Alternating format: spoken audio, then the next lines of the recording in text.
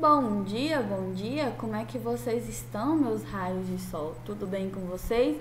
Vamos lá para mais uma aula de biologia e hoje a gente vai dar continuidade sobre o conteúdo de herança do sexo. Hoje a gente vai falar de mais algumas doenças que são ligadas, influenciadas pelo sexo, né? Que são carregadas ali pelos cromossomos sexuais, tá bom? Então, a gente já havia visto nas aulas anteriores a herança ligada ao cromossomo X, né? Vocês até apresentaram um trabalho avaliativo sobre o daltonismo e a hemofilia. Então, aqui é só para a gente relembrar quais são as duas doenças aí ligadas ao cromossomo X que a gente estudou. Eu sei que vocês já estão craques, certo? Vamos passar aqui para a herança restrita ao sexo.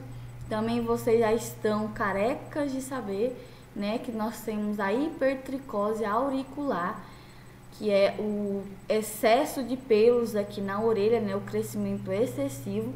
E ela é uma doença restrita ao sexo porque só vai aparecer nos homens, que ela é restrita ao cromossomo Y, e só homens possuem o cromossomo Y. Certo? Vamos passar agora para a herança influenciada pelo sexo, né, que nós temos a calvície. E para uma mulher ser calva, né, ela tem que apresentar os dois genes dela homozigoto dominante, né, os dois genes dominantes. Mas para um homem ser calvo, ele pode ser heterozigoto, né, dominante, ele pode ser Czão, Czim.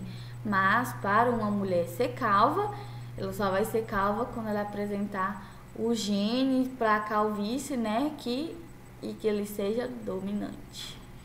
Aqui a gente tem um padrão de calvície feminina e o padrão de calvície masculina, que a gente pode ver que é bem diferente, né?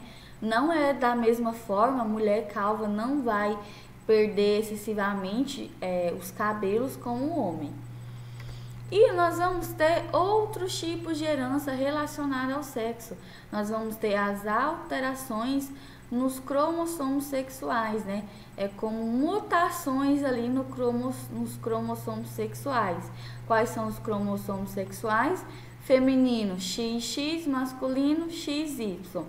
Então, a primeira alteração que a gente vai ver aqui é a síndrome de Turner. Essa síndrome vai afetar apenas pessoas do sexo feminino, certo? E ocorre quando o par de cromossomo X não é normal. O que acontece com esse par de cromossomo X? Ele vai ter um cromossomo X ausente, né? Então, a mulher para apresentar essa síndrome, ela vai ter somente um cromossomo X, né? Então, ela é representada como X0. Por quê? Porque um cromossomo ali, na hora aconteceu uma mutação e ele simplesmente desapareceu. E nós vamos ter aí algumas características, né, de uma mulher que apresenta essa síndrome, a síndrome de Turner, que é a baixa estatura, atraso do início da puberdade, infertilidade, malformações cardíacas e renais, infecção de ouvido de repetição, né, tem repetidamente infecção de ouvido. E nós vamos ter aqui mais alguns sintomas e sinais. Pescoço curto, como vocês podem ver aqui nessa imagem. Baixa estatura, uma pessoa baixa. O tórax é largo.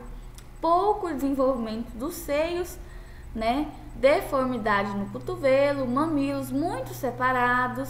Tem o metacarpo curto, um ossinho, né, aqui do dedo. Unhas pequenas.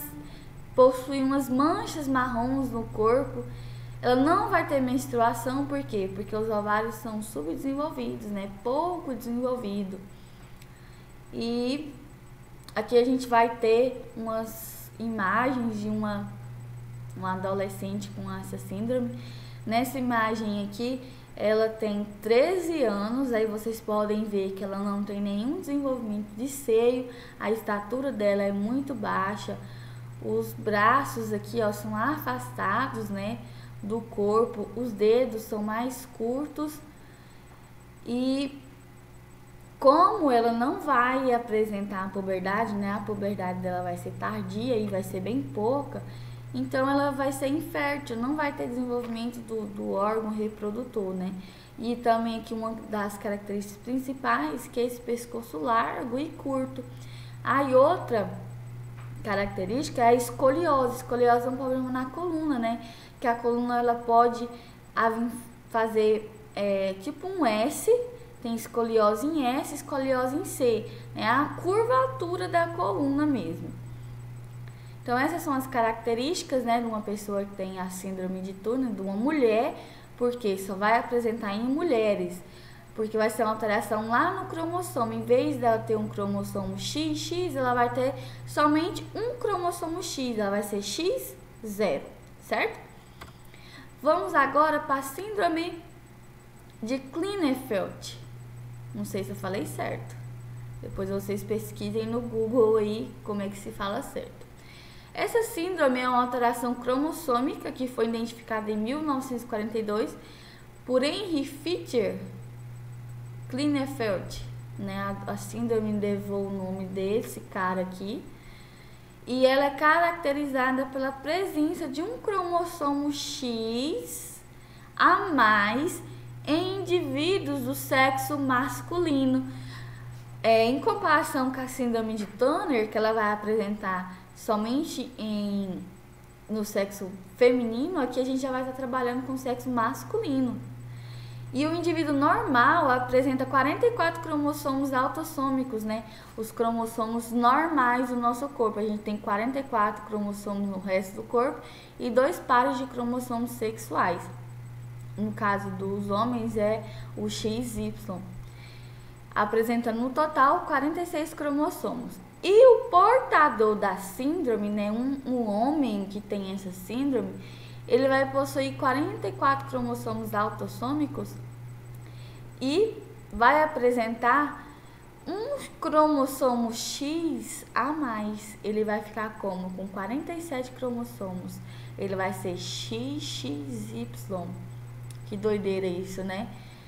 Já lá na síndrome de Turner, a gente tem a perca de um cromossomo sexual, né? Aqui a gente já tem o aumento de um cromossomo sexual. As características do portador da síndrome de Klinefelter. A gente tem estatura acima da média, os órgãos reprodutivos são pouco desenvolvidos, né? Os testículos são pequenos, o pênis também vai ser bem pouco desenvolvido. E a gente vai ter aparecimento de algumas características femininas, principalmente o aumento das mamas. Por quê? Porque ela apresenta um cromossomo X a mais. E como ele apresenta um cromossomo X a mais, ele vai ser XXY. Esse cromossomo também vem trazendo algumas características femininas. Um portador dessa síndrome vai ser estéril, né? Não vai ser fértil, não vai se reproduzir, né? Deixar descendentes. E o quociente intelectual é inferior à média, né? Ele é, sim,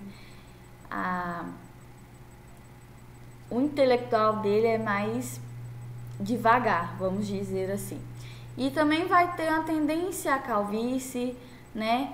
Barba rala, porque ele vai ter o aparecimento de mais características femininas do que masculinas, né? O crescimento dos seios, pelos pubianos femininos, quadris largos e aqui, entre outras características. Aqui a gente tem uma foto de um homem que tem essa síndrome. Vocês podem perceber que a gente tem aqui o desenvolvimento dos seios, né? É mais avantajado, a cintura é mais fina, não tem pelos no abdômen, certo? Então ele apresenta algumas características femininas a mais, além dos seios, né? Depende aí de cada pessoa que tem essa síndrome.